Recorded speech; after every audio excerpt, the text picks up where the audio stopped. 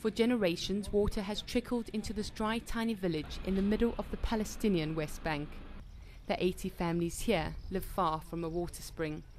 They know how unforgiving nature can be.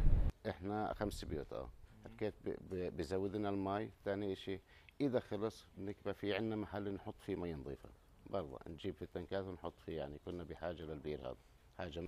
And even then, Farak could hardly afford the $10 a month for water. He and his 11 children are cramped into a tiny space in this 4-room building they share with 4 other families. The search for water rules their lives.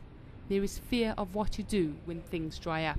The main problem is the quantity of water which reaches to this area. It will not cover even 10% of the people need in this area. The other side of the problem is the infrastructure of the water networks themselves. They are more than 25-30 years old. This is a problem that haunts many villages on the West Bank, like Beit Duko. Poverty, lack of infrastructure and scarce resources mean that foreign aid is often the only lifeline for the nearly 2 million Palestinians who live here.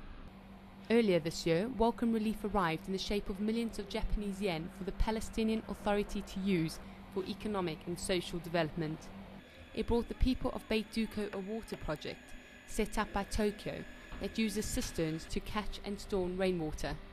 This simple yet effective method means that Farak and other families can store water when it rains and save for the dry summer months. We save the water from the rain. Yes.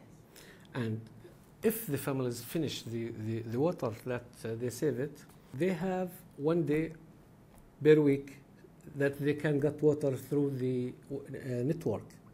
In the last 20 years, Tokyo has donated more than $1.2 billion to the Palestinian government. Relations are warm and there are frequent high-profile visits. Supporting community-based grassroots projects is one of our priorities. Community empowerment to meet basic human needs is an essential element to ensure human security. For the people of Beit Duko, the Japanese-sponsored cisterns means that their worry of running out of water could be eased. And it's not only here that Palestinians are feeling the warm embrace of Japan. Elsewhere in the West Bank, Tokyo is also providing medical equipment for clinics and schools, as well as assisting in construction projects. So from Japan, a much-needed boost to the ailing Palestinian economy, even though it is a drop in the ocean.